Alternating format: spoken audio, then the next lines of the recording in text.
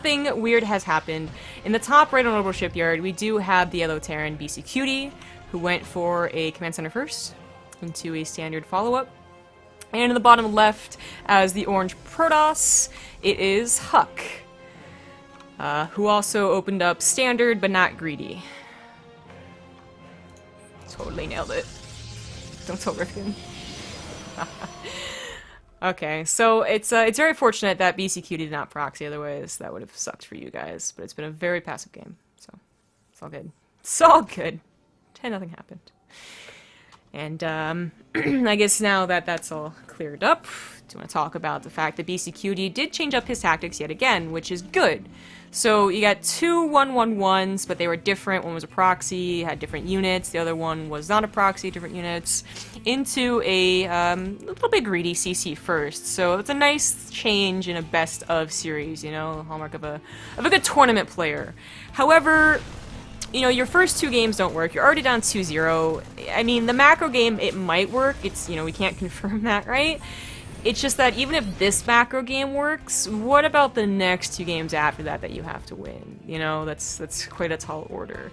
And just the fact that a macro game versus a Protoss is just something that Terrans don't want to play. A lot of Terrans, they're playing scared, like noticeably scared. Some Terrans are playing overly aggressive, doing interesting builds like BC Cutie did. If nothing works, then, I mean, you could blame Protoss as a race entirely, but also, Huck has just been doing really well in Legacy of the Void. BC Cutie had his heyday, for sure, and then he kind of stopped playing, you know? He stopped participating in tournaments, you didn't hear much about him, and I guess, you know, you're in Europe, why not go to DreamHack, but Huck does seem to be the better player so far. Really want to see what BC Cutie can do in a macro game. So the Reaper is denied scouting. But honestly, it scouted enough. It actually saw the Stargates, which was nice, as well as that third Nexus. And the Stargate is not as, like, oh crap, as the third Nexus is. It is very frustrating to see a third Nexus, excuse me, to see a third Nexus that quickly, it's like it's already done, and know that there's not much you can do about it. You know, by the time you switch up gears and go for, like, more Perics, they're already well defended. There's not going to be anything to do. So slapping down a quicker third base is probably the better option. And that's what BC Cutie tries to do. It's not on location, though. So by the time it's all ready to go, Huck will be so saturated and just lots of units. It's not a fun game for BC Cutie right now. Who does... You know, he realizes this. He knows how to read the game. And the mid-game is usually where Terran is the strongest. But Legacy of the Void, that's changed up a little bit too.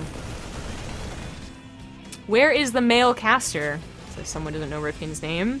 He is sleeping. He has had a very long day of casting. This is the last best of for the community casters, and then the mainstream will be going into the round of 16. Things will definitely slow down. You know, the group stages went quickly. Round of 32 is being played all at once, but the round of 16 you're going to get a lot more coverage on every single game without having a multi-twitch. Yay! Pretty important wall off right here. A lot of people are learning on Orbital Shipyard to go ahead and do that. It's worth. Like I said, there's a missile turret. Oh, there it is. The immediate pickup in Medivacs is bold against someone you know what for Phoenix is, but he also knew where the Phoenixes were, so... Oh, that Oracle scouts it. That's a little awkward. He saw the Oracle scout and he's like, boost! For the love of God, do something! And he does find the army, but dropping on top of an Adept army, that doesn't seem like the right maneuver. It's also the Resonant Glaives. He finds the Proxy Pylon and that Gateway. This is actually really great for BC Cutie. I mean, this gets up and that fast warp in, and it's not even an all-in. Well, 3 bases fully saturated. You love being able to snipe that Proxy Pylon. Huck was anticipating a drop somewhere, but BC Cutie was a little clever about it and actually dropped just off to the side. So stims in, takes down a couple of Adepts. Zealot's actually warping instead of Adepts, but either way, he's gonna have to pick up and leave. The Phoenixes are hot on his tail, but has done a very good job so far of avoiding those. Liberators are coming out very quickly for BC Cutie, and while Liberators are good in multiple fashions, They are also, like, I guess they're not, like, they're not really expensive, but they're a little expensive, and they only do very well in higher numbers, like being like 5 or 6.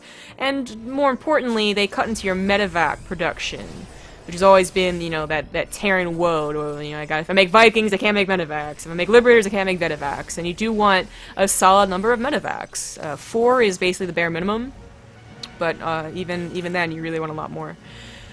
So he knows an attack, or he feels an attack is incoming, and he wouldn't be entirely wrong. Huck was set up to do something, puts on 2 bunkers and a couple Widow Mines, and he's pretty well defended there. A Marine scouted, I believe, a probe. Huck did want to take a 4th base, and is now taking one up to the left. So that would be easily droppable if BCQD trusted in his units enough to think that picking up a medevac's worth of units would not kill him. But that is a hard call to make, especially with Phoenixes still roaming around the map. Now, if he does play Super Defento on 3 bases, which he's doing right now, and he does get to, you know, a maxed or near maxed army with a high Liberator count, his army's actually very, very good. Like, disturbingly so. That's kind of where the transition of, like, Protoss OP goes to, Terran Liberators OP. And that's when you start thinking about Tempests as the Protoss player. And that is something that Huck is familiar with, having played a couple of Tempest games versus Terran already in Legacy of the Void. It's just a case of remembering to, or finding the economy to as well. You know, you're constantly trading Adepts, you don't have a lot of money for those Tempests, but this has not really been that much of a trade game, and with quick 3rd base, quick 4th base really too, it certainly wouldn't be so out of the question for Huck to match BCQD's composition in both supply and, you know, correct counters and whatnot. Yes, TLO versus Scarlet is on Tempo Stream with Fear Dragon. Should be pretty good. He's a Zerg player himself, so that's EVZs all up to him. Oh my god, a 5th base? Come on, Huck. Come on now. Just calm down with the bases. Just take a chill pill. The BCQD actually pushes out before he's anywhere near max, but it's probably still okay. Huck was getting a little greedy, maybe anticipating, you know, BCQD being a little more passive, but he does have a nice number of Liberators. And, you know, Ghost would be the perfect addition. That's really the perfect Terran army, but honestly, even without Ghost, with this type of army, it's a scary one for Protoss. Doesn't have any Tempests. Gets a little choked in, too, on the ramp. Oh, those Liberators. Oh, those Liberators. Oh, Huck, what are you doing? Oh, no. Oh, God, and the Widow Mines. Huck. No, no, no. What? What? What? What? Heads of it. That's game. BCQD totally wins. And that... Okay, look, alright, you can call Liberators overpowered, okay? Like, I'm not going to deny that in numbers they are really good. But that was just... That would choke. It would have been so much better for him to actually lose the 3rd base and keep the army alive. But he thought he could do it, you know? I think one of the big problems was he did not see the Widow Mines. Like, I didn't see the Widow Mines until they hit the Phoenixes. And he maybe thought the Liberators would take a little longer to set up, I suppose, like siege up. But you know what? The good news is, Huck could be like, that was bad, but I'm still up 2-1, so I'm chill. I got this. Oh, severely overstimming. If the supplies weren't so bad, an overstimmed army could be, like, overzealous, you know, BCQD, a couple of Adepts warped in, they actually cleaned that up, and suddenly everything's back to even. But no, Huck took humongous damage. Huge damage from that defense. It was a terrible fight. It really was. Not much to say about that. And that is game. There you go. Huck GG. Oh, Jesus. Oh my